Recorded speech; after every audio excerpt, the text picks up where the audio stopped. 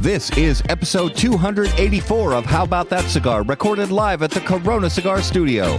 On this episode, we talk to Jack Heyer about Camacho Cigars and much more. Please take a minute to subscribe on your favorite podcast platform so you never miss an episode. Now on with the show. Corona Cigar Company is your one-stop shop for all your cigar needs. Whether that's a brand new humidor, a box of those new cigars you've been waiting for, a top-of-the-line cutter or lighter, a place to enjoy the finest cigars and spirits with friends, or the only cigars grown right here in the Sunshine State, we've got you covered. Come visit one of our retail locations for the ultimate cigar experience. Visit us online at coronacigar.com. How about that cigar? How about that cigar? Ladies and gentlemen, welcome to the Corona Cigar Studios for episode 284 of How About That Cigar Live. Thank you so much for joining us live on Facebook, live on YouTube, and live on Rumble! And of course, if you're listening after the fact on the audio podcast, thank you so much for making How About That Cigar a part of your regular audio podcast rotation. Take just a minute, if you would, please, and click on all of the big, beautiful buttons, the like button, the follow button, the subscribe button. And of course, if you're watching on Facebook or YouTube right now, share us out with your favorite cigar groups and your favorite people so they know we are live and they can join in the conversation as well. And speaking of conversation, join us in the comments. Let us know what you're smoking. Let us know what you're drinking. And we have a fantastic special guest coming on in just a few minutes. Yeah. Justin, welcome to the left of me. The left of you. Actually, you're always to the left of me, just like another 4 feet over. Far left. That's far east. Yeah. So it's I know you're not a sports guy. Oh. But it's actually good that you're not a sports guy because I'd probably be let down. This week in Minnesota sports, Mm-hmm. the baseball season started. And the Twins have not won a single game. The Twins are 0-4. It's a great start. Isn't it a great start? The Twins are 0-4. Now, the bright side for Raul and our other Yankee fans out there, the Yankees have not lost a game. Okay. And there's a little controversy over that. They have these new bats that are shaped differently, and it's causing like some controversy. Interesting. I haven't really decided where I land on the whole debate yet. I don't know yet. They're shaped differently though. So I don't know. According to, I guess, the letter of the rules, it's like not illegal, but it's pushing limits. Maybe. Yeah. I don't know. I would be interested to talk to some other. Out if you get in trouble, right? Yeah. The bright spot in Minnesota sports, the Timberwolves are doing very well over the last couple of weeks. And if anybody watched, Saturday's game, the Timberwolves and Detroit Pistons, major brawl. Oh, really? Between the players. Wow. I think in total, 4 players and both head coaches got ejected. And it's interesting because when that fight happened, it was like midway through the second quarter. And Timberwolves were down by a lot. Oh, wow. And they ended up winning the game by a lot. So whatever it was, I guess maybe caused a little spark or something. But Timberwolves had a good finish to that game on Saturday. And the Wild are just, they're terrible. And every time they talk about when Kaprizov's coming back and when Eric Zanek is coming back, it's like, they just keep pushing out the dates. Yeah. And at this point, I'm like, we'll just leave them out and let's wait till next season. Next season. We don't want them because if we put them back in too early, they're going to get injured worse. So let's just wait till next year because we're not. I just don't see the playoffs being any kind of realistic scenario for the Wild. Pardon me, everybody. So I think it's time to talk about this evening's Spirit of Mystery. And Spirit of Mystery brought to us by Postania Cigars. I'm so sorry. I got like something going on here that's making me cough. It's not the cigar smoke. It's something else. Do you find yourself unsatisfied with the top 10 list from How About That Cigar? Are you wondering how cigars from Postania didn't make the HBTC list, but found their way onto other lists? Well, fortunately, you can be reminded every week with this Postania Cigars advertisement. Postania Cigars, the number one unranked cigar in the industry. So normally, Raul would pour something for me from his vast selection of whiskeys at home. Raul is not in the studio tonight with us. We'll talk about that in a little while. But so again, like last time Raul wasn't here. Yep. I asked Justin to you'll see some of them. There's more on the floor, kind of hidden behind the sign and hidden stuff. gems down there. But so I asked Justin, I just brought out the glass and said, hey, just pick something from my collection and pour it. And I went in the other room. And so I know this is one of the bottles behind me. I just don't know exactly which one it is. See if he knows what he's got. It smells like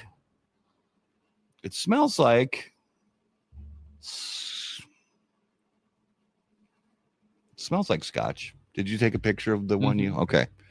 It smells like scotch, I think, but it's also, I don't know. Let's give it a little taste. Ooh, that was a big taste. Scotch. Yes. Yep. Okay. I like this. It's clean. It's clean. It's got good flavor. Not too funky, which I tend not to like scotches that are the really funky ones like Lagavulin and that kind of thing. So I will keep drinking this throughout the show. Yeah. Get some more thoughts in my head on what it might be. And we will reveal this week's Spirit of Mystery later in the show. David Floyd says we need to put a picture of him behind us.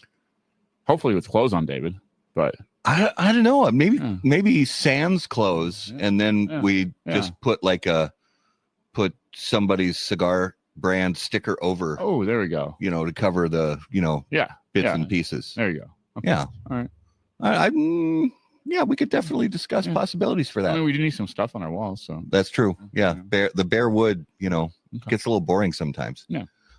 So we're going to bring on our fantastic special guest of the evening, and as always on How About That Cigar Live, special guests are brought to us by Drew Estate, and the new Freestyle Live event pack features a unique Dominican forward expression, marking a new chapter for Drew Estate by introducing a silky smooth blend that places Dominican tobaccos squarely in the spotlight.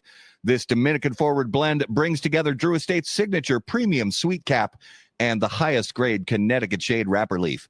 With an MSRP of $40, the new FSL pack contains 4 unbranded mystery cigars, along with an FSL torch lighter, an exclusive FSL dog tag necklace, and a custom 10-count travel humidor. For more information, please visit drewestate.com. Ladies and gentlemen, if you would please put your hands together and welcome back to How About That Cigar Live from Camacho Cigars, Jack Heyer. Welcome back, brother. How many times have I done this show? 3 times now? I don't remember. Is this my second appearance? I believe certainly my second appearance as a Camacho representative. That's right. I wouldn't have done it in my previous life. Yeah. Because I would have sent you guys Pedro or Willie. That's exactly right. Yeah, this is appearance number 2. Yeah. It feels like more. I mean, it feels like it's because our long sordid past together. That's what. Well, I was thinking about that today too. When I was putting together notes for the show, I was like, "Holy crap, we've known each other almost 10 years." Yeah. It's certainly in our dojo days, 10 years, and in the flesh, at least 8, 9 now. Well, we went to Nicaragua in 2015. 16. Oh shit! Yeah, November of 2015. So it's coming up on 10 years that we met in person, because we talked on Dojo all the time until we went on that cigar safari trip. And look at us now. And look at us now. Look at us now, just making it rain, shining beacons, and doing as much pillaging as we possibly can. Yeah, that's good. We'll get to that. Big segment. Brand new segment. So, brother, thank you for spending your Monday evening with us. I'm so excited. This is this is a busy time of year, but it's a good time of year because we got stuff to talk about. I mean, there's stuff flying all around. It's like this is like when free agency starts in sports and you got just the news just pop, pop, pop, pop, pop. And not just Davidoff, everywhere. I mean, and I love gossiping. That's like my favorite thing. That's like the best part of the cigar business is like it's like a bunch of macho, like, yeah, we're manly men. It's like, did you hear? Oh my goodness. Did you hear about that? And the reps are like each of the reps have the latest. Yeah. That's the best.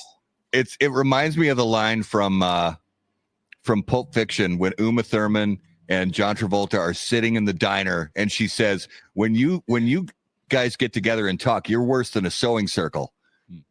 Oh yeah. It's the exact same. Yeah, it's the exact same in the cigar business. You are so right. There is so much gossip and like, oh my God, did you hear about that guy? Did you hear about the thing he said to the other guy? And did you see the especially cigar? at the show?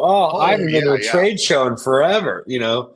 Yeah. Did you hear about that guy, fell down the escalator? Oh, I can't wait. This is the best. Yeah. So I think it'd be cool if we start there because I actually had this question a little further down on my list, but it really works to go into it now. And the fact is that, Davidoff and the Davidoff family of brands, this is 4 years since we haven't been since the last time Davidoff was at the show was 2019 because 2020 didn't happen. Yeah. And I remember I was working for Alec Bradley at the time and our booth was Caddy Corner and they had the crazy taste the elements.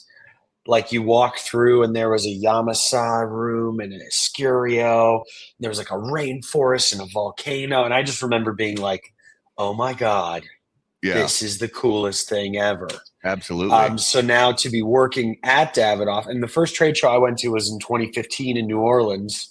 So to be working at Davidoff 10 years later and going back to the trade shows, like when I was 18 years old and I smoked a cigar, if I saw what was happening in my life now, I would never complain again. Yeah, I'm going to complain. It's my favorite thing to do, but I shouldn't. It's really awesome to go back. And PCA was really great in welcoming us back with open arms and getting us situated. It's hard to put one of these things together in a shortened timeline, but I'm really excited to get back and hang out with all of our retailers and the media and see everybody again. It's great. So how's everything going with you guys and the whole team with the prep work? I know it's a lot of work, there's how's it all going? It's fun because a lot of our team is kind of newer to Davidoff, wasn't there for the last PCA.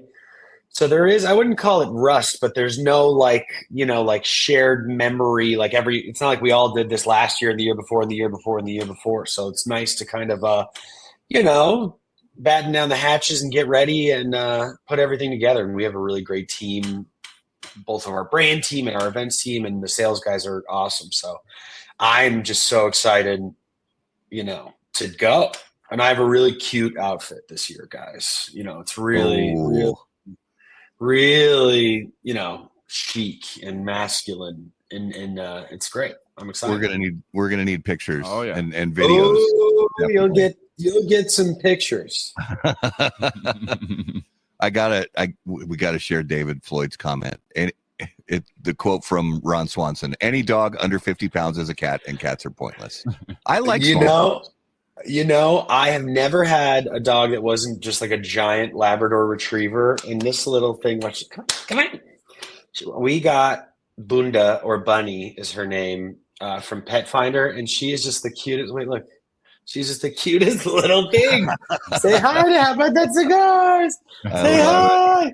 I love it. And I was the same way. I was like, it's kind of pointless to have a dog that can't defend you from anything. But she's just a fun little gal. And she sleeps all day long and then she wakes up and terrorizes us for 20 minutes a day. But I agree with that take that, she is kind of, as far as like a dog's ancestral purpose, she is somewhat pointless in that regard, but as a cute little plaything, she's the best. Oh, I love it. We live in a townhouse, so we don't have a yard. So this is the best option. Yeah, I mean, yeah, townhome or an apartment, you wouldn't want like You a gotta walk her. 100-pound dog. She's. I mean, we walk her down the street and she's tired. So that's as a lazy person, that is an ideal scenario. I can't have a dog that like I need to run. I can't run. I'm not running.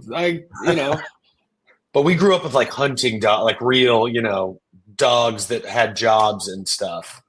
And I think that I'd like to get her a friend, like a buddy cop situation where there's like the big dumb one, and then she's the like kind of like Pinky in the Brain vibes. But we'll see. I need a yard first.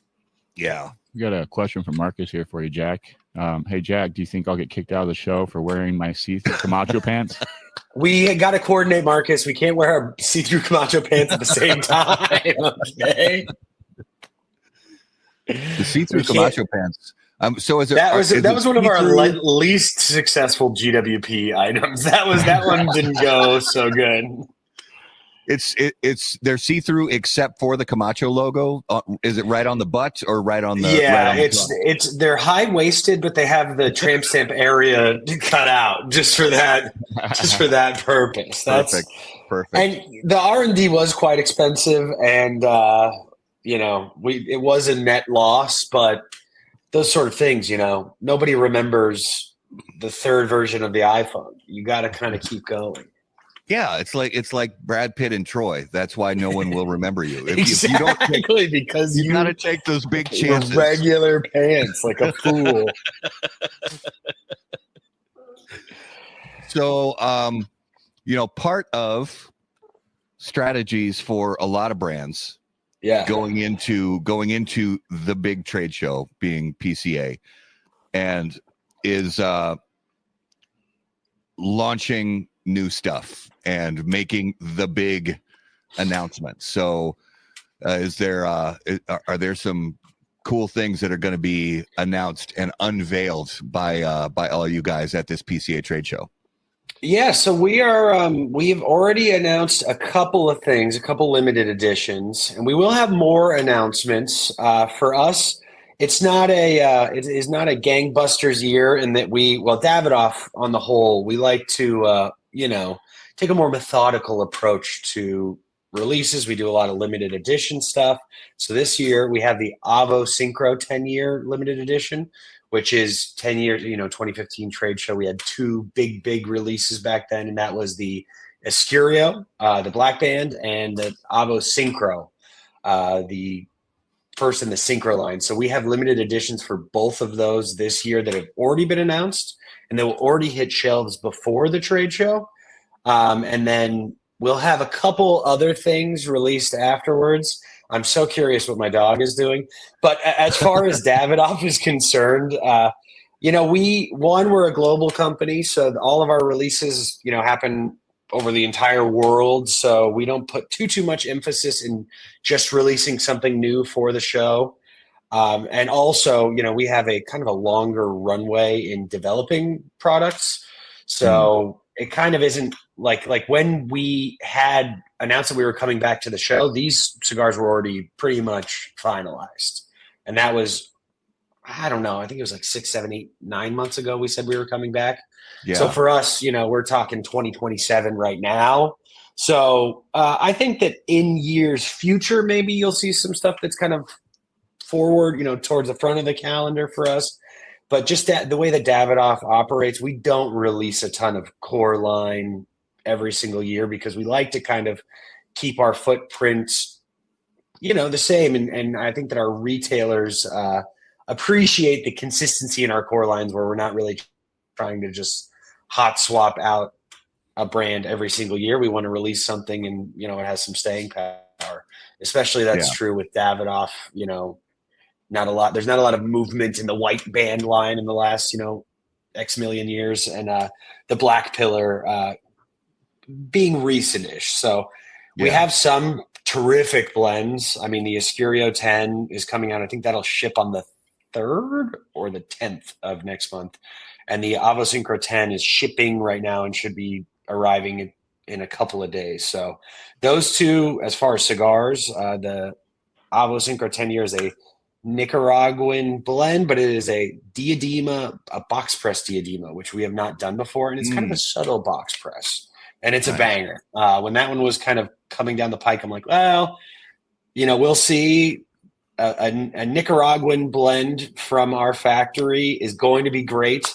But, when I think of Avo, I always think of these old school Dominican blends, and this one is just perfect. I'm like, we should just make this like a core line. And the Scurio 10, nobody has given me one. What the hell is this? What the hell? What the hell? You know what happened was I was out of the office, I was traveling, and then I came back and everyone was like, man, the box we took pictures of, we smoked it. It was amazing. And I was like, yeah, I can't wait. And they were like, Oh, you might have to wait. And I was like, you sons of guns. But that's, I'm the Camacho guy. I don't get to just take my tithe. And we will, in the William Cooper no teaser, no spoiler segment, we may have some Camacho news coming on the near horizon.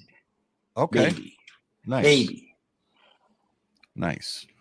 But I'm not going to loose lips sink ships and Loose lips whatnot. do sink ships.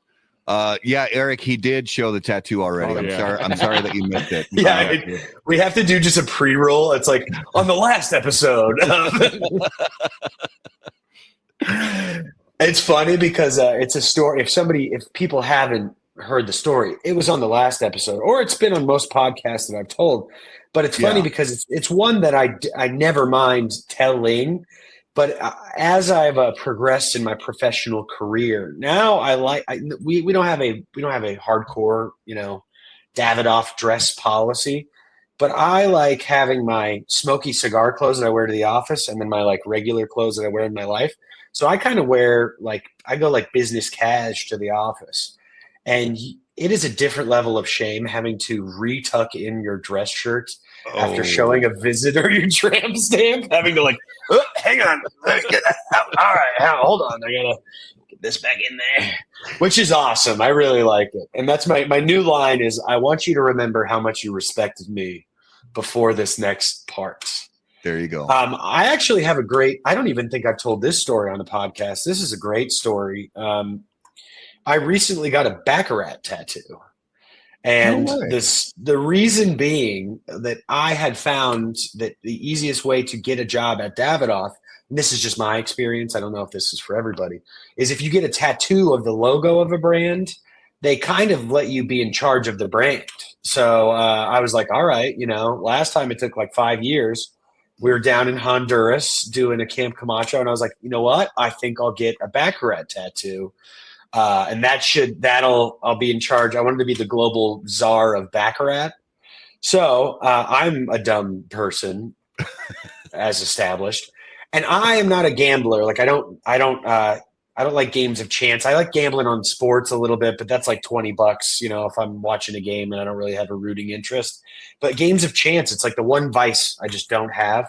So the tattoo artist doesn't speak any English, and he goes, he shows me the phone like, hey, just show me the logo of it. And I had thought for months, I've been talking about and joking about doing this. I thought that Baccarat was a dice game.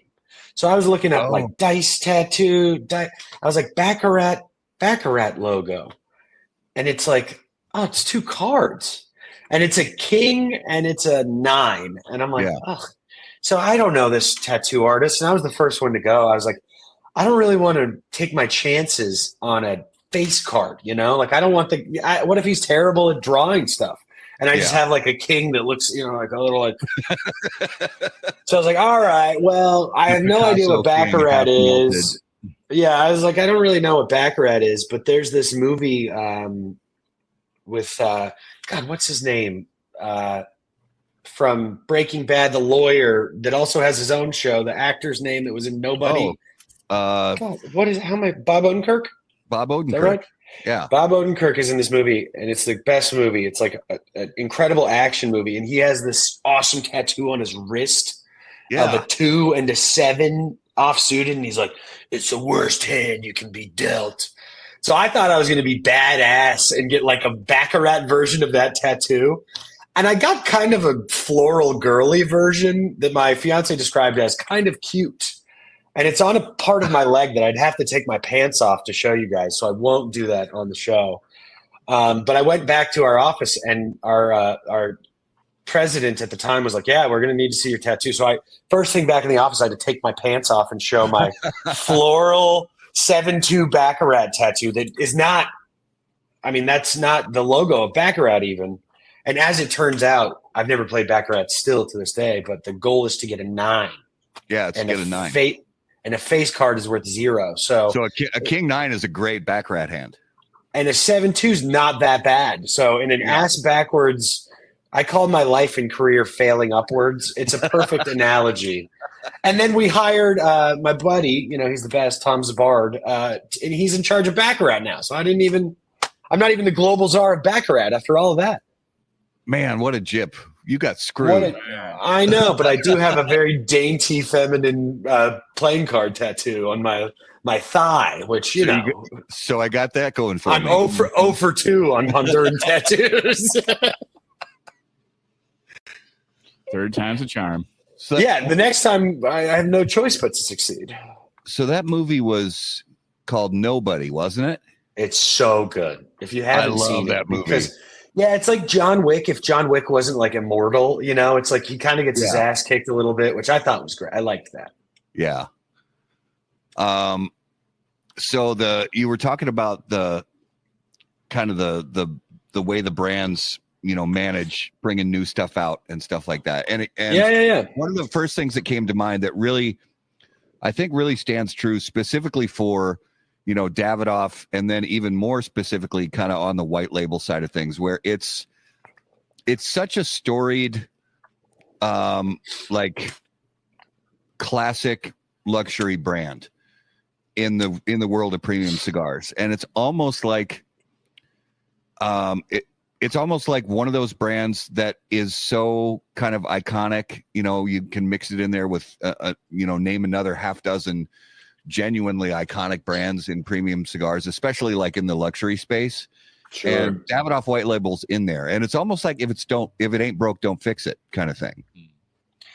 I'm going to say something that some people would consider like sacrilege, but there's only one other brand in my time in premium cigars that I have worked with that has been like this. And because they're the complete polar opposite ends of the spectrum.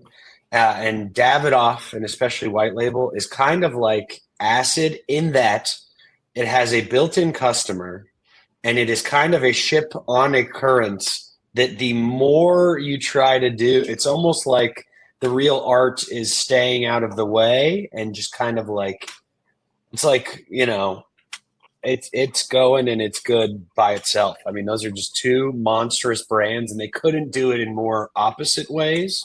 And I think you see that now with Deadwood maybe also.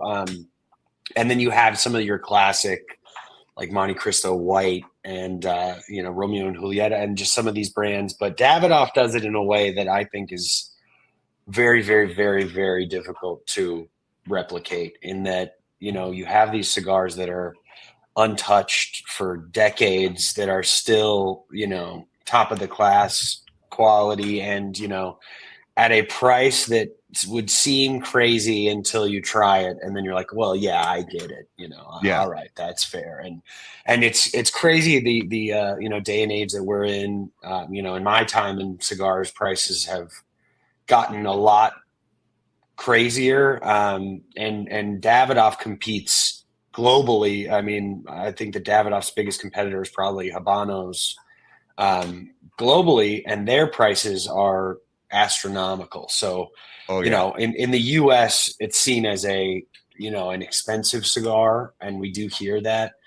But globally, it's like, wow, those Davidoff, this is steal. It's like I'm only paying 36 or 27 for this cigar, and Habanos is charging, Lord knows what for their 200 for one cigar rendition. So the Escurio is 37 a stick, which is a lot. I mean, it's a limited edition. That's a lot, and I'm sensitive to that. I was a cigar purchaser for a long time, and that's like 20% of the reason I'm doing what I do now. I was like, well, shit. I mean, I'm basically making my salary plus how much I'm smoking. I mean, that's not nothing. But it's Davidoff is a totally different animal than other places I've worked because, the U.S. market is a big part of the global pie, but it is not all of the pie, Yeah. Where like Davidoff can have a good year globally if the U.S. market is, not through the roof, where if any other company has a okay year, it's like crap, so it's very strange working at a place where the cigars are sold, pole to pole. It's very strange, but in a wonderful, beautiful way. Oh yeah. So on another note, how's everything going with Camacho? Camacho or Camp Camacho or both? Both.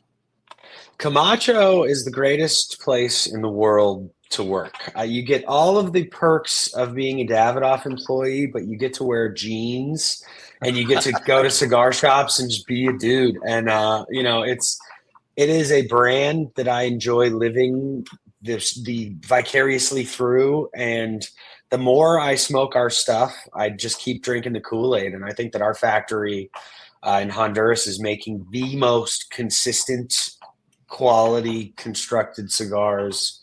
I mean, it's bad because I have stopped being as adventurous as I used to be.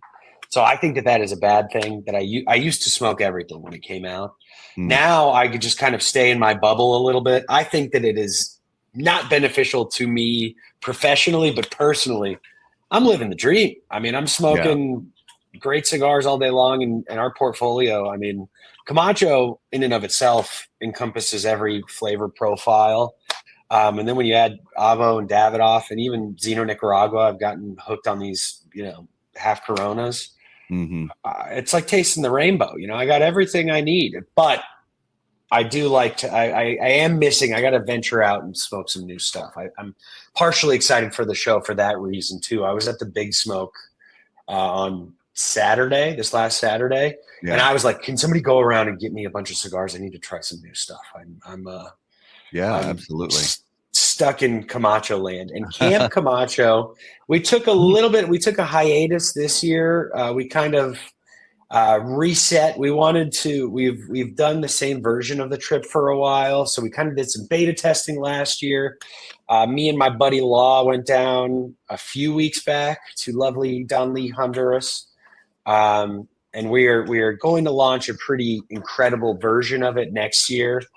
We do things a little bit differently, where it's a smaller guest ratio on our trip and less of them. So, consumers that ask me, "Oh, how do I get to go?" It's usually if your shop is a big supporter of ours, then you get to go. I'm not sure if we're going to be doing like a open call like in years past, but it is the nicest factory and the nicest guest house you'll stay at. I mean, I don't know if they'll let me go to the Davidoff factory ever because of my infamy in in Latin America, but it is the greatest trip, and our factory is a sight to behold. And Manuel and Patty, our team down there, and everybody is there. It's a well-oiled machine. I mean, you talk about Caribbean passion and Swiss precision, and Danlí, it's no different. Yeah, I've from the guys from Cigar Dojo and other people I know that have been there, they've loved it, and they said that you guys really do. We're going to be ramping it up. I'm trying to be a little bit more selective but purposeful in our trips, because we don't have the capability to necessarily do 20, 30 trips, or Right. We're doing fewer, but really trying to maximize.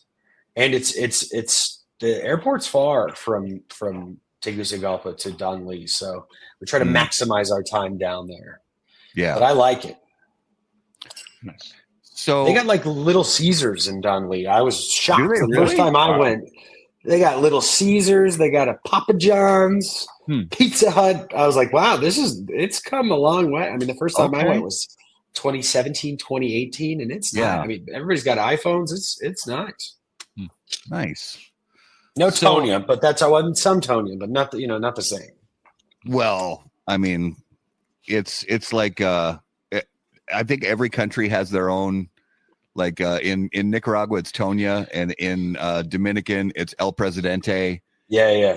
Salva Vida in Honduras, and it's not Okay. bad, but just like Tonya for me was a spiritual experience. Tonya is like a it's a heavenly nectar. Like ambrosia, whatever the liquid form of ambrosia is, like what Paul Atreides drinks in the second Dune. If you have it stateside, it is horrible. But if you're down there, it's like, what is this luscious nectar? I know. My goodness. And why did I just drink 13 of them? Well, again, the water. I mean, I've been down to Central America a decent amount now, and the last time was the first time. I think I've been down there. I've been to Honduras 4 times. I've been to Nicaragua 5 times. The last time was the first time I didn't get the Montezuma's revenge. It was the first time I didn't get I just got this Caucasian suburban stomach. I'm not built like that. So this is the first time. So I was like, man, I'm just drinking beer because this is the only water that I know I can consume. Yeah. Well, and the good thing is, like, I'm drinking this stuff from a local brewery it's really low alcohol. So Antonia's kind of the same. And all those beers, basically water. That's how they stayed alive during like the Middle Ages. It was just like, let's just cook the water. Let's just cook the water. Exactly. You don't want to, because if you drink water, you're gonna die. So everybody drinks wine or beer or whiskey or mead or whatever the distilled or grog. Yeah, I would have been a grog guy for sure. I don't even know what grog is, but I just know I would have made a mean grog. I feel like grog is probably a mixture of like whatever leftover alcohol remnants they have mixed with like the guts and entrails of the animals that were slaughtered. And but that's like that gives it the that rounds it out a little bit. That's what a nice grog is. And that's why like there's the I'm going to embarrass myself a little bit with my lack of beer knowledge. Randy Griggs would just faint. But like the Trappist ales where it's like monks that brew them. It's like, how do you get that job? Of all of the of all of the possible ways to serve the Lord, making just a mean a mean Belgian beer, that's got to be just the greatest possible. Like, that's nice. Now, I wonder if that's the greatest honor for a monk, or if that's like the lowly, like, if that's like, dude, it's like, dude, this guy can't even read. Like, hey, what can this kid do? All right, send this kid to go make the beer. Falling asleep while we're praying. We're gonna have him clean out the freaking cellars. Who knows? I got to think that's like, when people are trying to go to like the brewing college, it's like, it's got to be like the bros. They're like, all right, I want to serve the Lord, but like, I also want to make like a mean amber ale. I think that's the 2 birds, 1 stone. Yeah. Mm-hmm. And I think like also this just came to mind. So if you're thinking about like a monk, you think of names like Alistair or Aloysius. You don't think of a guy named Kyle, Kevin. Kevin. It's like Dougie, exactly. No, there's no monks named Matt. I think that there are now. I think that's the thing, is that there's like I know that's the weird thing. I know a friar named just Jordan, like just Joe, and he's Capuchin. He wears the thing, just Jordan. Okay. I think we're gonna get some like Pope Braxton V someday. It's like I think that's just how it's gonna go. Right. It's gonna be wow. Someday there's gonna be a president. Cooper or whatever, President Callie or whatever Lexi, whatever some of the Luna popular names are.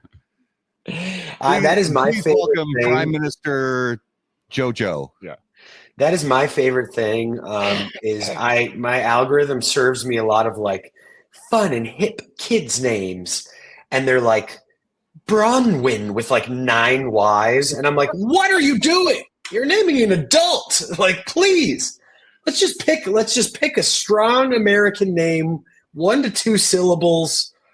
Matt, Justin, Jack. Let's just move on with our days. You're naming an adult. Give him a chance. Or give him a crazy nickname and then you call him that at home and give the kid a chance on his first day of school to, Yeah, it's like That's tough. Justin, if your name was spelled like Juhstunn. Yeah. What about Justinian Antony the Great? There you go. That's my name. There you go. I like that. Yeah. I like that. Sicilian. I like it. Yeah, let's get the t-shirts made. Like now. I like Print the Chad t-shirt. or Bill or a boy named Sue. Pope Chad. President Neil. Hey, Pope Chad. Dude. They're waiting for you to comment about. I just picture Pete Davidson in the Pope outfit. What? It's like, Oh, hey, what's dude. up? Hey, what's up, guys? Hey, what's up, guys? Oh, dude, I was just praying. Give me a minute. Yeah, like Neo. Like you don't expect you don't expect the Pope to just slowly look at you and go, "Whoa, Whoa, dude. whoa, dude." That would be cool, like Chicken Seriously? Joe as the Pope from Surf's Up. It could happen. We need it. That's fantastic. That's what the world needs now, a surfer bro Pope. A surfer bro Pope and a monk named Kyle. A monk named Kyle. That's a good. We had a band name earlier. That's a good album name right there. Monk named Surfer Kyle. bro Yes. Pope and a Yes. monk named Kyle. Fantastic.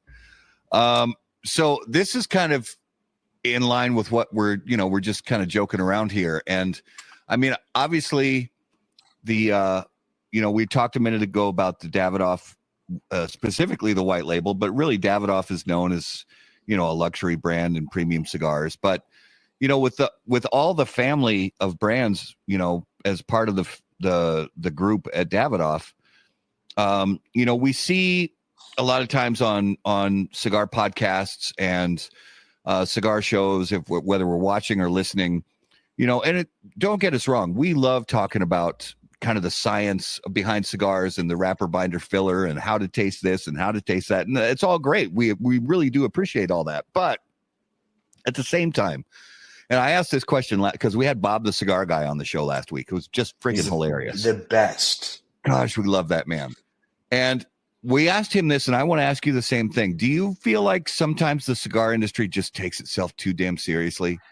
100%. First of all, I've been saying this for years. First of all, nobody tells you what the tobacco is. They just tell you where it's from. That would be like, when people drink wine, they're like, oh, what is the grape? What region is the grape grown? What year was it harvested? That is like actual information, right? But we're not telling you oh, this is Corojo 98. It was grown in the Hamastron and it was from 2021.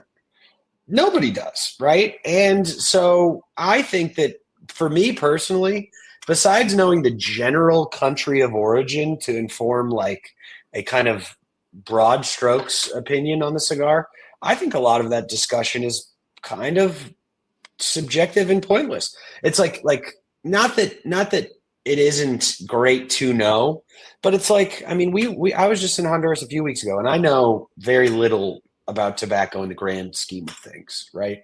Especially when we're talking about real deal, master blenders and people that actually have a say in making cigars. But we're down there, and he's like, yeah, this harvest, and then he points across, our agronomist points across the way and goes, that one, they're totally different. What's different about them? It's like, well, these ones just grew really quick and they had big giant leaves. These ones are a little bit slower and smaller, and we'll probably use these ones, for binder, those ones for hopefully wrapper. And it's just such a dynamic situation, and so much of the information does not make its way to consumers that I think that we waste a lot of time talking about the blends and the flavor, especially when, if you and I, all three of us, smoke the exact same cigar from the exact same box in the exact same moment, we're going to get general thoughts that are similar, but we're going to taste totally different things. I mean, the Ecuador, Right. I don't think that the Camacho Ecuador is spicy at all. And when I hand it to people, they go, it is really spicy. I get a lot of pepper. And I'm like, you're wrong. I'm wrong.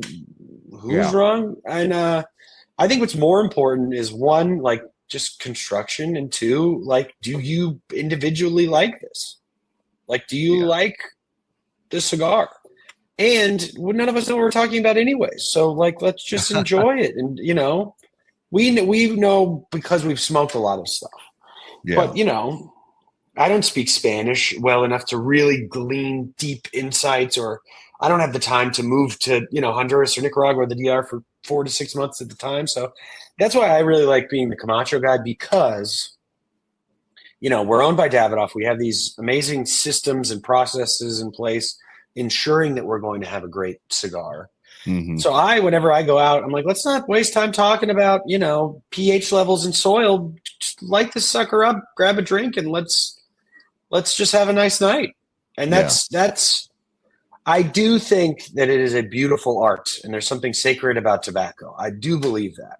But, you know, it's not that serious. And that's why I'll never be the Davidoff guy, because I'm like, look, it's not that it's made up, but we spend a lot of time talking about things where we don't know how long anything has been in there. And some companies, you don't know anything about the blend at all.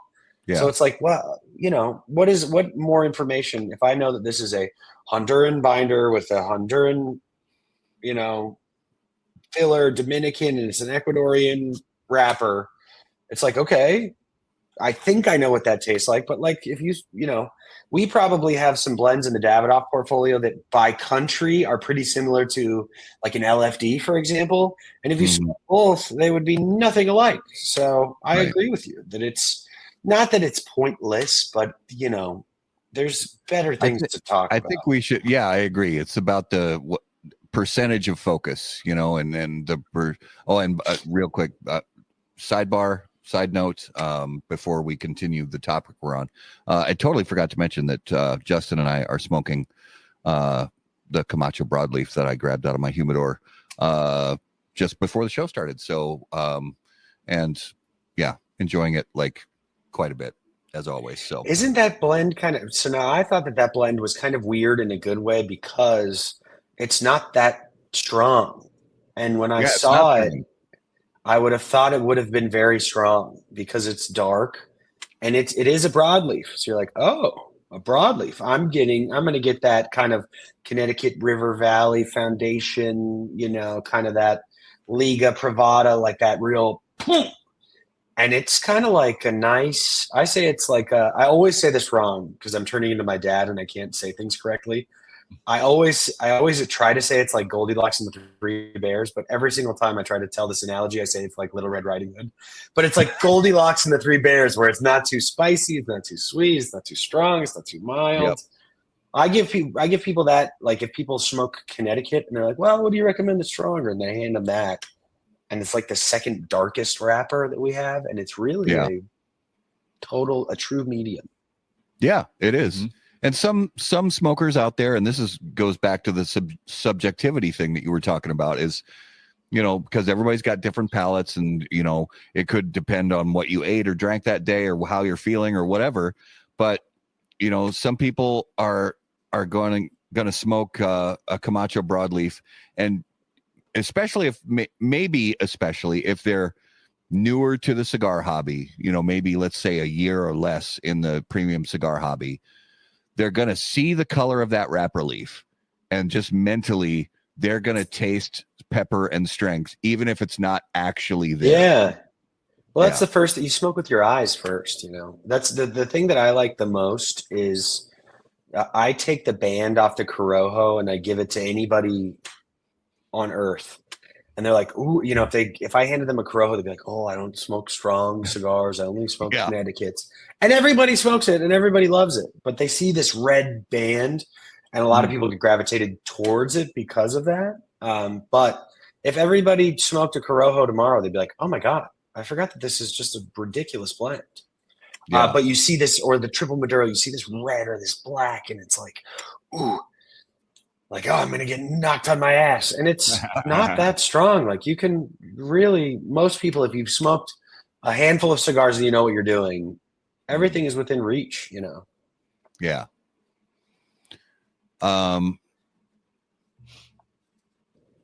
Ooh, I don't know if we talked to you about this one last time you were on the show.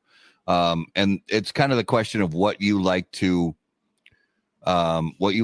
drink and eat with cigars that you think goes nicely together. What are your favorite combinations? So my favorite thing, and it's so not, I mean, it's very few and far between these days, but the few places that I find where you can, not that I'm the biggest like steakhouse guy in the world, because I like making a steak at my house, but in any place where you can smoke a cigar and eat a nice meal at the same time. And there's only a handful of places that I've found that you can do both, and they're becoming fewer and further between. That's just the best. Yeah. I've become less of in my travels and to try to find more balance, I find myself drinking alcohol less and less and less, just because I'm all over, and every time you're someone's guest, they're very nice and hospitable and offer you a drink. I find myself going to like a diet Dr. Pepper, which is the least like pinky up thing possible. But you know, if I were having like a cocktail, just like a Manhattan or something like that, and just like a steak and a cigar, there's a place in Houston, Blend Bar has the best like lamb lollipops on earth. And you can smoke a cigar at the bar or anywhere in there and have an incredible meal. There's a place in Dallas called Me Hands Chop House, which is like the nicest steakhouse. And it has an entire cigar lounge on the other side that's private. And anytime I find a place like that, I just like I get a little teary, and I just think like how awesome Frank Sinatra's life must have been. I'm like, you used to be able to do this just everywhere. You could do this on a plane at one point. Not that I'd want to go back. I really like Wi-Fi and TikTok, but I'm just saying certain things they hadn't really figured out. Yeah. Oh yeah, yeah. TGI Fridays at Miami Airport is the top 5. I say that that's the closest that us mortals can get to Mount Olympus. That is because you're inside and you're outside, and you're coming back you're either coming back from a long trip or you're about to go on a beautiful adventure. So you like, either way, it's like an oasis in the desert, or it's like your pregame for a trip. If you're ever in the Miami Airport with an extended layover, the inside outside TGI Fridays at the Miami Airport. Yeah, that is like the secret speakeasy door place that everybody in the cigar industry talks about. Is the TGI You'll like Fridays. you'll run into somebody there most of the time if you go. And it's so funny because it is a degenerate thing to do. I don't like to smell like I've smoked a cigar in the last 10 minutes when I'm boarding a flight, because, you know, like I've sat next to some stinky, like BO stinky people. Yeah. And I'm like, I'm sure if I was like a mother with a child, I wouldn't want to sit next to like me after I smoked a cigar, but also the temptation is just too high. I know. Another Miami airport hack. It's my favorite cup of coffee on earth. An iced cafe con leche from Versailles or La Carreta. Great. And in the comments, if you guys know anywhere where you can eat a good meal and smoke a cigar, put them. Allison, they got rid of the cigar lounge in Del Frisco's. I'm pretty sure the last time I went, Del Frisco Denver cigar lounge is gone. Last of a dying breed. I mean, we're losing these pillars of society. Yeah. Day by day. Yeah. There was one that was famous up until like the year 2007 or 8 in Manhattan, and of course I don't remember the name of it by any stretch. But we'll just call it Manhattan. Herklotz was talking to us about it one of the times he was on the show, and it was one of those places that was just like famous. If you want a great steak and a cigar at the same time, there was one place in Manhattan that was, and it was open since like 1918 or something, and it closed in 2007 or 2008, somewhere in that neighborhood. And, and don't get me wrong, there's still plenty of places to get great steak, all around the country. But yeah, I agree with you, Jack. That place where you not that I like eating all that much while I'm smoking traditionally, but I just feel like I'm teleported back to there's a place called Junior's in Oklahoma City.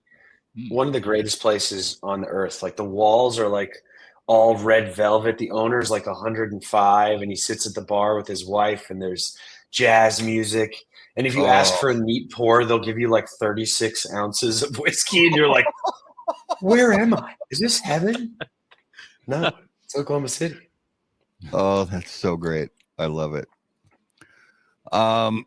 So yeah, I mean, 2025 is shaping up to be an exciting year, Crazy. For you guys. And it's, things are looking pretty good. We're sad as far as How About That Cigar, the fact that we're not going to be able to attend the PCA trade show in New Orleans, but I'm certain we'll see you guys next year. We'll make it happen.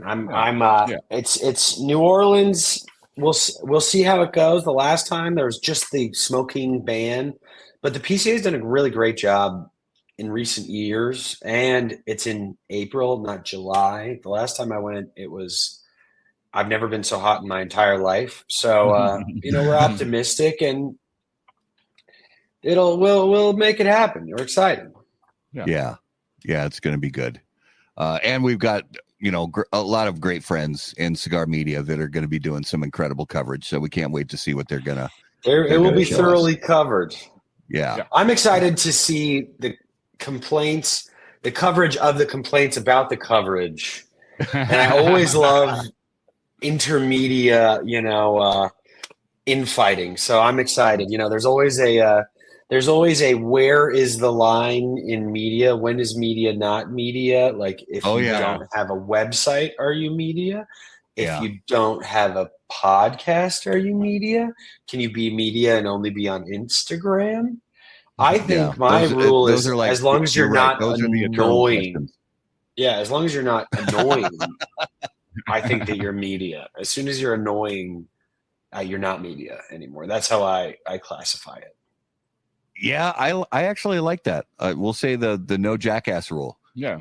And I will say I was very guilty of this. For the first time I went to the trade show, I think I just turned 21 or 22. And I was like, I thought it was more like a kind of Great American Beer Fest trade show and less of a sales trade show. So not that I was a total jackass on the show floor, but I just remember I'd never had Cuban coffee before. And I thought Eric Espinosa Jr., I thought that he was just giving me a sample size of coffee. So I was like, oh, I'm just getting little taster, like they would give you at a, yeah. And Hector Alfonso, God bless him, he was sitting next to me. And I think that there was an hour and a half stretch where I did not breathe. I was talking just in a direct stream of consciousness.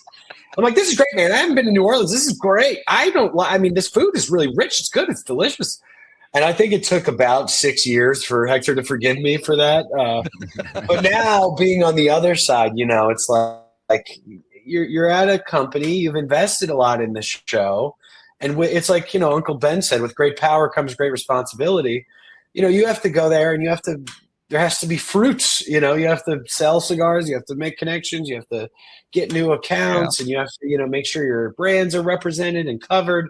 So, from that aspect, the looky-loos or the, sample hawks is annoying, but with, it comes with the territory. If if you're boring, nobody wants to cover you or talk to you or buy your cigars anyway. So. Well, I like Steve Saka's take on this. He mentioned it on because he mentioned it on somebody's cigar podcast.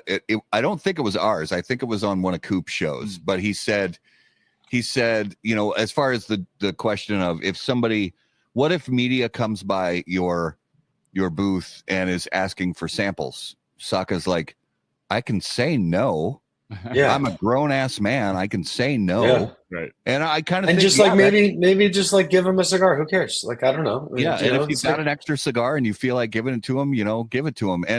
But there was definitely some shady stuff that happened with a couple of bad actors, like way back in 2010 or 2011 at the trade show, that were calling themselves cigar media and were literally like going through booths and grabbing handfuls of cigars and stuffing them in their backpacks all day long. 100%. Yeah. And that doesn't really happen anymore. I know we have these like Davidoff accessories that I'm like, we have to like staple them down because people will. I mean, at Drew Estate, when they would do the, I remember TPE, afterward, all the cigars would be literally like glued into the boxes. So they're dead. They're not real cigars. They're not like smokable samples. And afterwards, they would just rip the tops off the boxes and they would throw them in the aisle for the trade show. Staff would clean it up. Yeah. And people would go like zombies and try to take them out of. I'm like, you guys, those aren't even. We saw people walking with armloads of boxes where like you can't smoke those cigars. I mean, maybe that's like good. Maybe that's like good kindling for a fire. I kind of like that idea. I have said that when I die, I'm going to have quite a cigar collection, and I don't want my family or anybody to have any of them. I want to put them all in and get cremated with every cigar, just like one last Viking funeral smoke. And I would hope that if I have children that they wouldn't respect that wish and they'd be like, you're dead. Who cares? We're smoking your stuff. But, wouldn't that be nice? Just throw a couple boxes, just like, yes, just like one last cigar before he goes. Absolutely. So Justin, do you think it's about 9:30? You think it's time? Yeah, it's time. All right, guys, it is now time for this week's Numero de los Muertos. All right, Numero de los Muertos. You know it, you love it. Everyone's favorite segment of the week. So the number this week, on average, in the United States, between 120 and 140 people die every year from this. So, Jack, if you remember this game, along with Justin and all our viewers, can throw up some guesses. Just play 20 questions, break it down. What was the cause or location or whatever of approximately 120 to 140 people every year in the United States? David Floyd says fireworks. It is not fireworks. I feel like slipping on ice or so, like falling out of the bed. But actually, that might be higher. Like little old ladies, you crack a hip, you might not come back from that. Yeah, it's not that. But that I would guess, that number's higher. Is it on land? It is water. It's I'll say both, but mostly land. Are automobiles involved? Again, automobiles. It's possible that automobiles are involved in a couple, but it's not a direct contributing factor. Animals involved. See, this is okay. You guys are going to hate me, but this is another one of those. Animals can be involved, but it's not. I guess part of it is more a location. Okay. But it's also like it's a specific quicksand. No, it's not quicksand.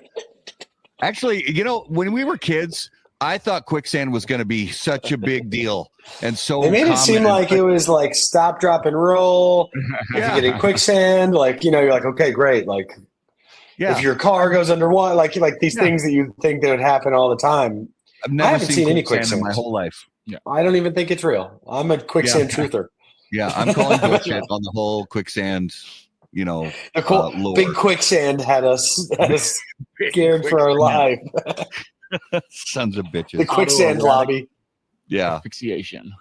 Oh no! Oh, it's way higher. That number's got to be way higher. Way higher. Way higher. Ice pick to the eye. Not ice pick. This is a particular. I'll say it's a particular type of recreational activity across the United States. I mean, people do it all over the world, but these numbers are specifically from the United States. A sport or a recreational activity? Skiing, skiing. Activity. Skiing. We did that last week. We did skiing. How many was skiing? Was it like 2,000 per year on average or so. Yeah, I don't remember skiing. the number, but it was high. Skiing, I remember growing up in Colorado, like people would just come from Texas, slap on a pair of jeans, and just like go to like they would just go to the top of a mountain and be like, "Yeah, I'll figure it out." I'm like, "Are you insane?" Right. What automobiles or animals are involved? Like drag racing? I mean, they can be, but this is more. Yeah, animals can be involved in some cases. Automobiles, I'd say, is if they're involved at all, it's ultra rare for this particular type of death. Death by hay bale. Death by hay bale. That's a new. No, it's not that, but that's Add that to the list. Kicked in the head by a horse. No, I think we did deaths by horse sometime within the last year or two, and it could be, boulders falling in your car. Not hunting. Not. I mean, could be. I mean, falling into a rock. I'm going to go with quarry. I don't think you mean query, but I appreciate this fast typing. I know autocorrect can be a bitch sometimes. What is recreational? Not really, but I mean, some people are on the right track. It's not pickleball. Okay. Not wild boars. Anything to do with national parks. It does have Geyser? something to do with national parks. Not Yellowstone Geysers? specifically. Not geysers. I mean, okay, we're on the right. We're kind of in the right. We're on the right warmer. track. I mean, we're thinking like an ice pick. Thomas, is this another anal thing? No, it's not. I mean, if you want it to be, anything is another anal thing if you're if you're brave enough. You try hard enough. Subscribe to the How About That Cigar OnlyFans. Yeah, exactly. On the Patreon. Yeah. So, all right. So, rock climbing. Andrew, I'm gonna sort of give it to Andrew. Death by National Park. So, here's the stat. So, the National Park Service reports an average of 120 to 140 deaths per year in national parks, not including suicides. So, and this could be anything from falling, getting lost, falling down a rock face when you're hiking. It could be, getting. Yeah, I would think it would be higher almost. You feel like people all the time are like just hiking into the middle of nowhere and just hoping for the best. So here's the breakdown of the causes. So unintentional deaths, including drowning, motor vehicle crashes, and falls, account for a significant portion of deaths. Drowning is the leading cause of death in national parks, accounting for about 33% of all fatalities. Falls are another significant cause, especially in areas like the Grand Canyon, which makes a lot of sense. Medical deaths, what is a medical death? I mean, it's just like a heart attack, just like or something. Yeah, medical deaths account for 22% of all reported deaths, with about half occurring during physical activity. So yeah, probably too strenuous of a hike for somebody not in the best shape. And if we're kind of keeping track. Yeah. They didn't get enough water. Yeah. And this stat is dark, but I feel like I shouldn't read it, but I don't know. It says, I'm not going to read that stat. It's too dark. It's too dark. I'm not going there. Moose. So David Floyd says moose kill more people than bears. Yeah, that's probably true. I think that is true, actually. Bears don't really, there's not a lot of people. They spend a lot of time sleeping. That's not a bad. Yeah. Can you imagine sleeping for 4 months? How long do they sleep for? Is it 4 months? About Maybe that, longer. yeah. Well, and God. yeah, Tony says petting the fluffy cows in Yellowstone. There are so many videos out there of idiots getting out of their cars and walking up to a buffalo or a bear or a wolf or an elk or something in these national parks. Like, oh, take my picture. Oh, I'm dead. It's like, what did you think was going to happen? We went up to Yellowstone. We had our annual company meeting up there. And like the wolves that they reintroduced, that's a tough life. They're dying left and right. And they're tracking them. There's like an Excel sheet. This is why I've always been pro zoo, because imagine Louis C.K. had a bit about like if you were on your way, like on your commute to work, and you had to just kill something and eat it every day, how bad that would suck. Like you're running late for the subway, and you just have to like, gah, gah. If you're in a zoo and you're like a carnivore, how nice. It would be so nice to just like, oh, this lovely white woman is about to bring me just a bunch of steak. What a great day. Yeah. Like I would have had to be hungry all the time. I would have had to kill shit. People brush my teeth for me here. Look, you get a little bit less, room to run around maybe, but I think 9 out of 10 animals are good with that arrangement. Yeah. If you had to.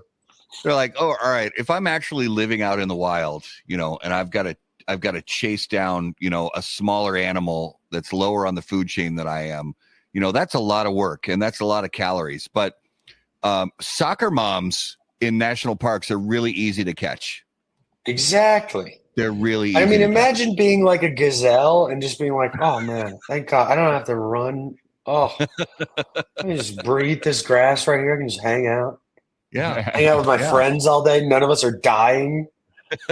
Like that's like being in Vietnam. If you're just a wild gazelle, you're just losing. Like, no, Johnny. Just gotta... And then you get to go to the zoo, and you're just like, oh, amazing! I just get to hang out. This is great. Well, I very pro zoo.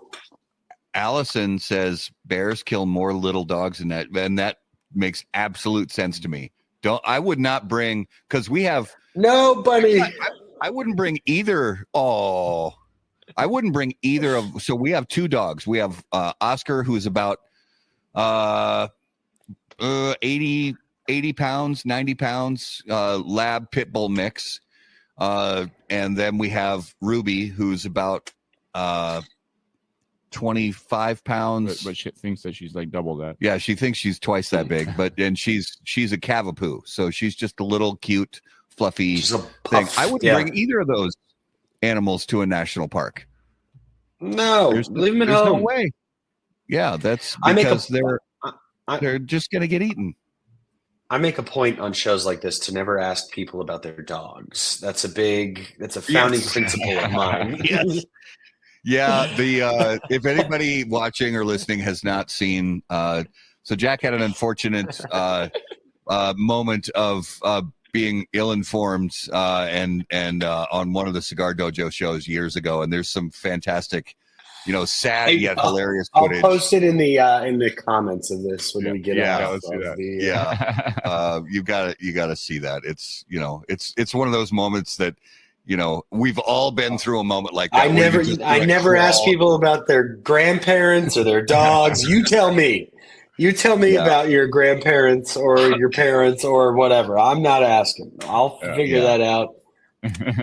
I've learned the hard way too many times. All right. So that was this week's Numero de los Muertos. Okay, it is time for the lightning round. And Jack, you get some fresh, new lightning round questions since you've been on the show before. I have the memory of a goldfish, so you could have ran them right back. We could ask you all the same questions, and we might even get different answers.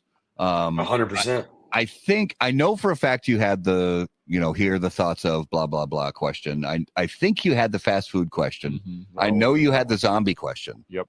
Okay. So let's go down the list a little bit. All right. If you were suddenly a billionaire, what would be the first unnecessary extravagance you would spend some money on? I'd buy the Colorado Rockies and save them. I would save them from the pit of misery. I think the price of sports teams is a little bit higher, so I'd have to probably be a multi-billionaire. But that would be, I don't think that I would really, I don't really care about like having the biggest house or like the craziest car. But if I could just, get the Rockies a decent roster, I think that it would heal my ancestral pain that they have caused. Yeah. Well, it's interesting. I'm name dropping here, but I haven't seen him in years. But I know one of the relief pitchers for the Rockies and his family. Currently, yeah. Who is it? I don't follow him as much. We kind of had a messy divorce. So the Rockies and he just got called up last year. He finished out the season very late in the season last year. He got his first major league strikeout. He got his first major league save, and he made the full season roster this year.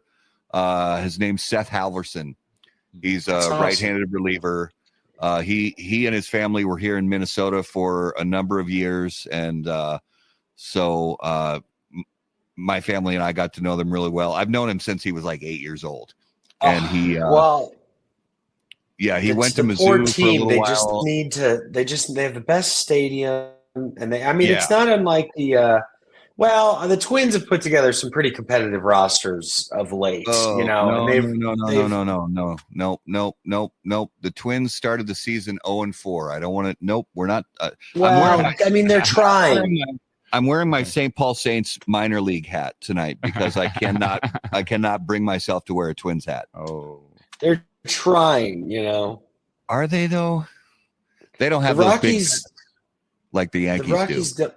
So I have opinions on that. Are you guys F1 guys, or at least loosely track F1 ish? Sometimes, yeah. Like years ago, Mercedes had this steering system. It was like making. It was called like the DAW or something that, where they could literally move their tires in and out a little bit, and they just found a provision in the rules and they exploited it, and it wasn't like I wouldn't say I'm a Yankees hater.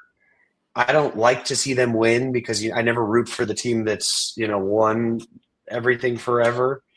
But I have no choice but to respect finding and who doesn't like dingers? If we have more home runs in the league, I saw players already switching to that bat right now. So pitchers are so damn good these days. There's even some guys on the Twins roster that are using those bats. I saw that. So I saw that. The Twins are 0-4. So, it's early long season.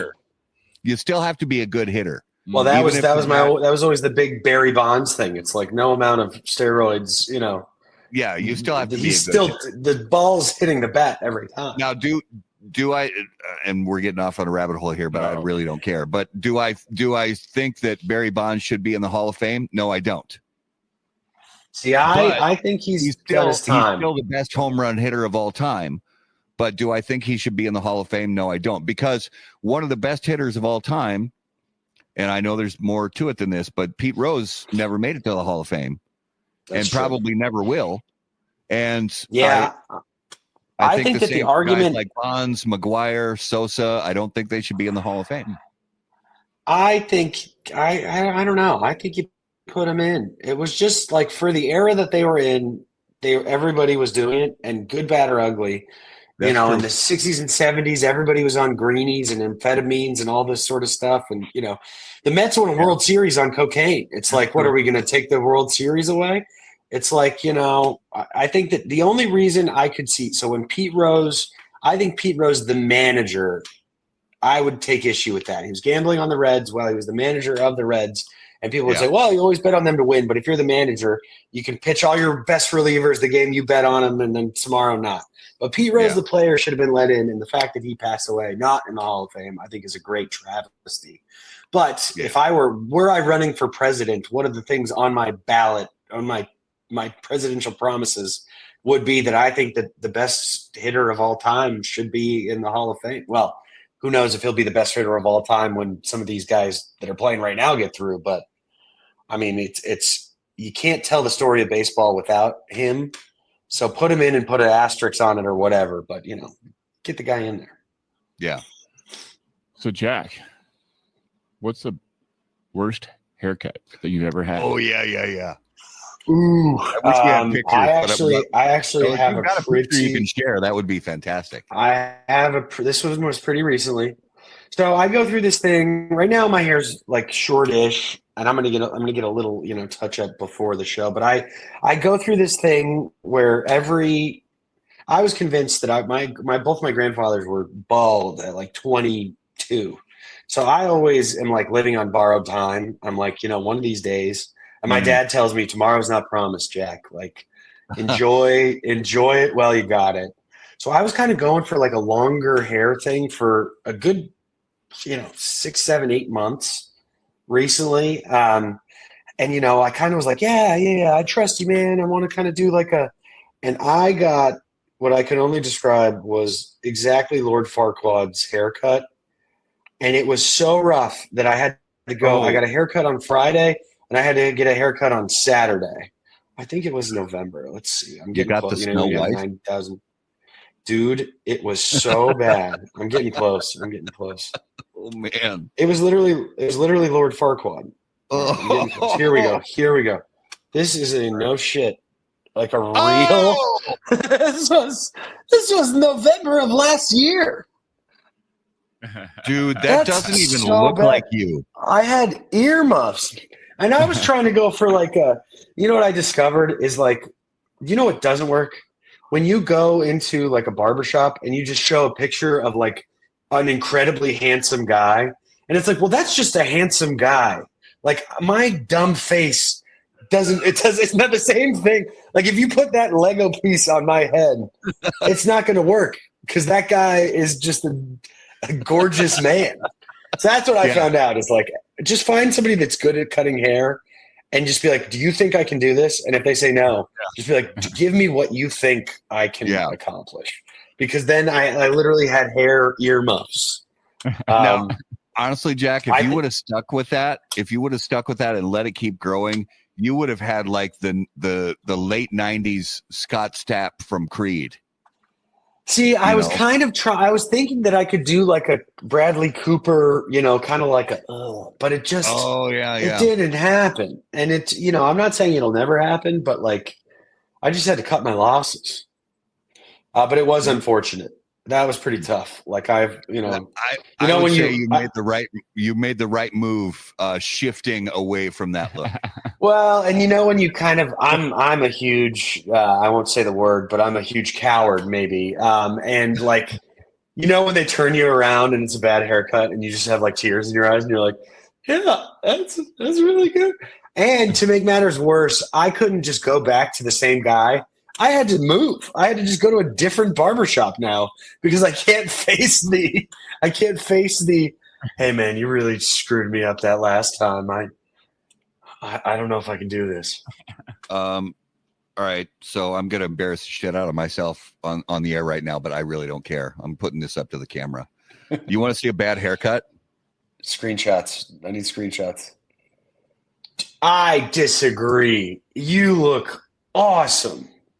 That is awesome. I've got the Night Ranger t-shirt. Dude. I've got the high tops with the tongues out. I've got the acid wash jeans. I've got the mullet. I knew you were a cool dude, but like that is there's currently hockey players in Minnesota that are in high school that have that exact same thing going on right now. Yeah. It's gone full cycle. The Minnesota hockey hair is one of my favorite.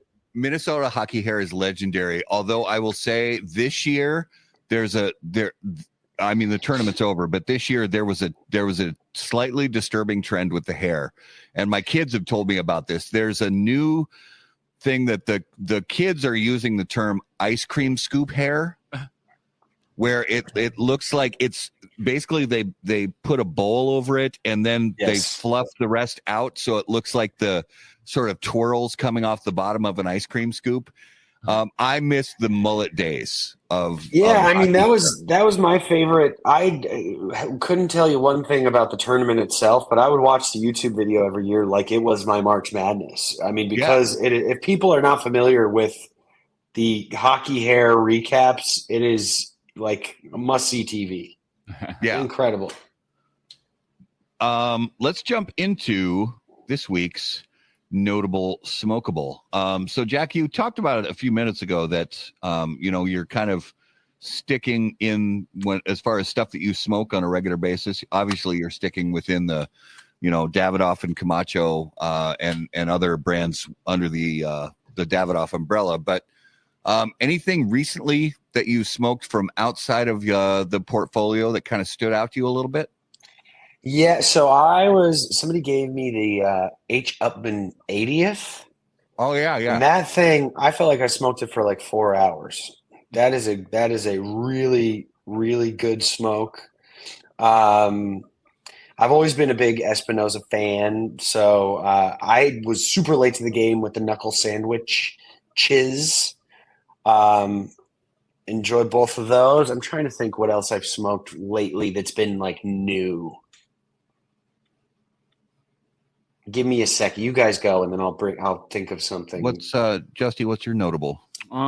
Today I was had to take a little drive and get some fresh air today, and I was smoking a was it a Espinosa L'Orange Oscuro. Oh, nice.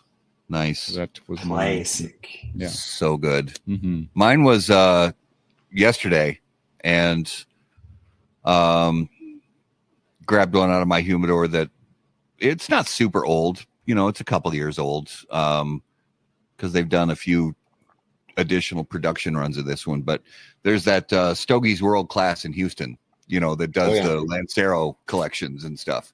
And it was one of the Neanderthal, the Romacraft Neanderthal aged down Lanceros. And I mean that I like the Neanderthals a lot anyway, but just something about that in that Lancero, it's just it's yummy and super easy to smoke. And I'm one of those people that's like, okay, people say, oh, the Neanderthal is such a strong cigar. I'm like, I don't know. I mean, it's got a little power to it, but it's not like strong to me. I haven't smoked anything in a while, and I'm not like a hardo. Like I'm not like I've got nothing strong for me. But I haven't smoked too many things in recent memory that has like knocked me on my ass. Yeah. And I don't know about you, Jack, but I don't really want to. I don't want a cigar where I'm going to feel nauseated when I'm done smoking. I think it'd be nice for the novelty of it, but I also have I've been experimenting with different forms of nicotine. And I've been gifted like some crazy nicotine pouches from like Sweden where they really fucked up. And I realized that I like nicotine just one way, just a gentle little cigar smoke, because some of these Europeans are doing shit. I have a whole different respect for Europe because the nicotine pouches that the Swedes are doing, it's unbelievable. They're Swedish people and like people from Greece, I think they're just called Greeks, are putting down like 30 milligram nicotine pouches at like 6 a.m. I'm like, I don't know. It made me rethink. Like, I thought that we were like number one military, everything in the world. I'm like, I don't know if we could survive some of these pouches that these guys are doing. Our market, we're doing like 3 milligram pouches. They have 37 milligram pouches, and people are just popping them in and driving Uber. Brother. It's unbelievable what they can. The tolerance is unbelievable. I don't think I'd make it through that. I honestly would die. I did a 15 once, and I thought that I was going to meet Jesus. I can't even imagine. I got to go back because I totally forgot to do the reveal. Well, let's do that for this week's Spirit of Mystery, brought to us by Post on Cigars. So down to the last couple sips here of this week's Spirit of Mystery, and so it's a Scotch. It's milder, it's lighter. I've got back behind me, including all the bottles. I think I'm trying not to look back there and give myself like hints, but I'm thinking there's five different Scotches, maybe 6 behind me. So you got a chance. I'm pretty sure that this is, because it's good and it's clean and bright, but it's mild. So I'm thinking it's that Glen Kinchy. Glen Kinchy. I think it's 12 year. No. Oh crap! See, no. I failed. Even with only 6 bottles to choose from, I still couldn't get it. All right, if it's not the Glen Kinchy, then it's probably the Macallan. Nope. What? Yep.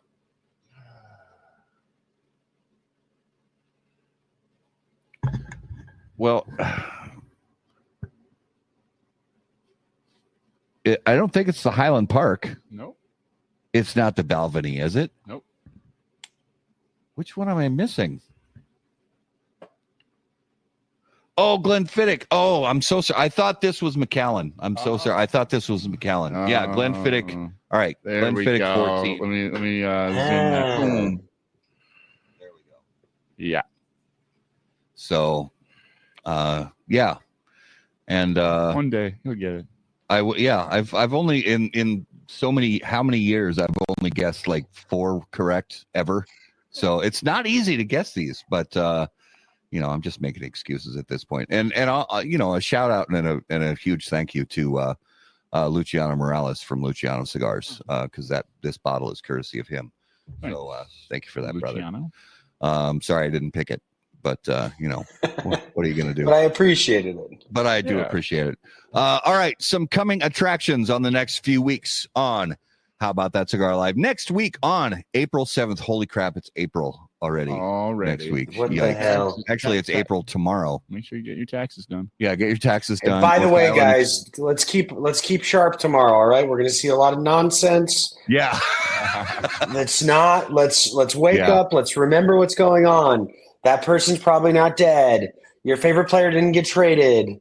Let's keep eyes up at the office. I hate that. I hate getting pranked. Yeah, believe nothing. So believe nothing tomorrow. So next Monday night on April 7th, none other than John Carney from Bentley. Oh, baby. Tobacco. He's been on the show a few times before, previously with La Florida Dominicana. Yeah, I'm looking forward to seeing what they got there. Yeah, excited to hear about all that. And to let everybody know, April 14th, which is the following Monday, no show. We will not have a show on April 14th because why is that? It's my wife's birthday, and that's more important. You're a smart man. So, very important birthday. Yes. So.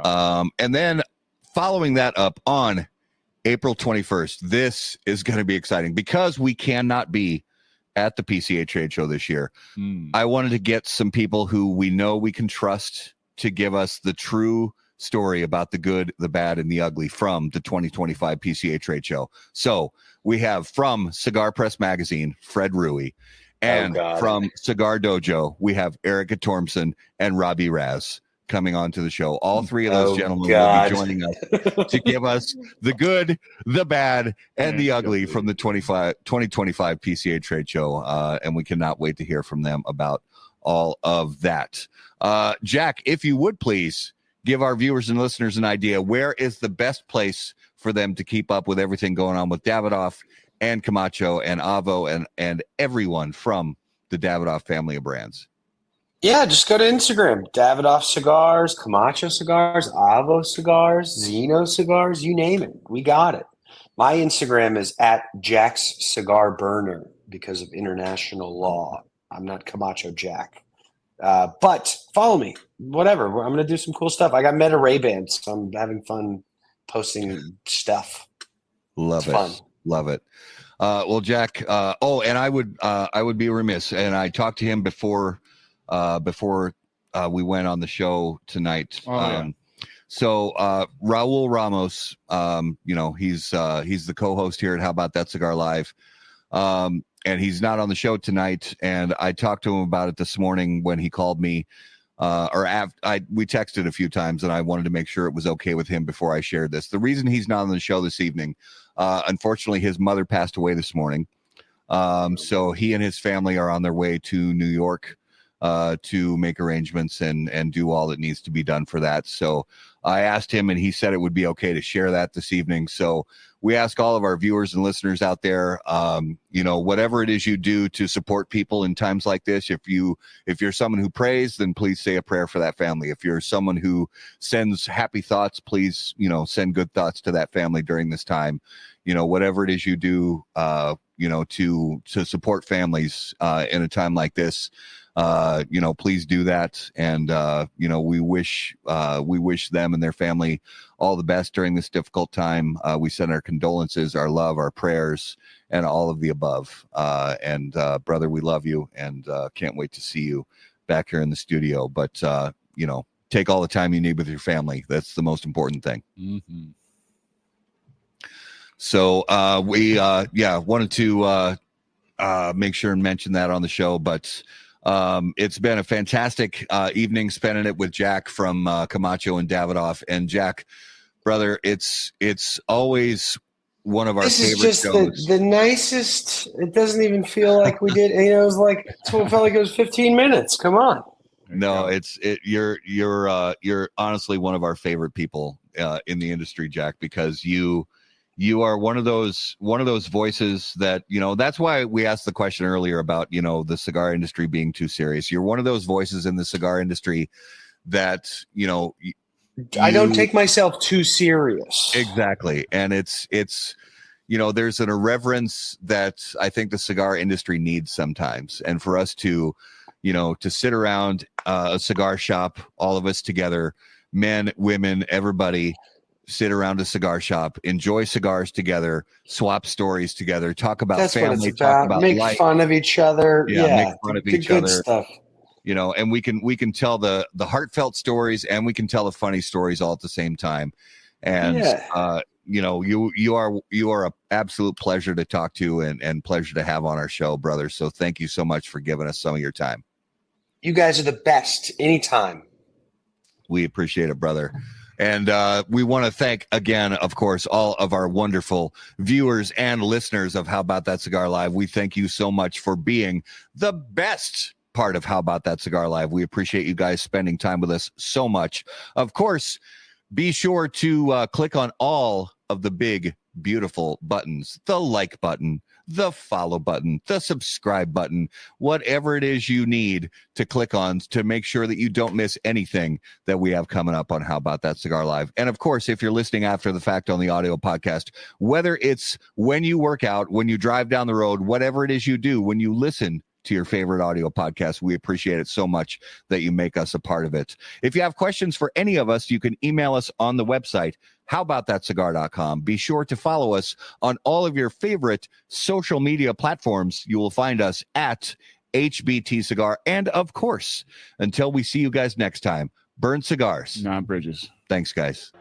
Any comments, opinions, viewpoints, or statements presented or uttered by guests on the HBTC podcast, HBTC live video streams, and all other media from HBT Media LLC are solely those of the individual and do not necessarily represent the opinions or viewpoints of How About That Cigar or its parent company, HBT Media LLC, any of our advertising partners, or the premium cigar industry. The primary purpose of How About That Cigar is to entertain and to encourage activity and growth within the community of people who enjoy or want to learn about the enjoyment of premium cigars.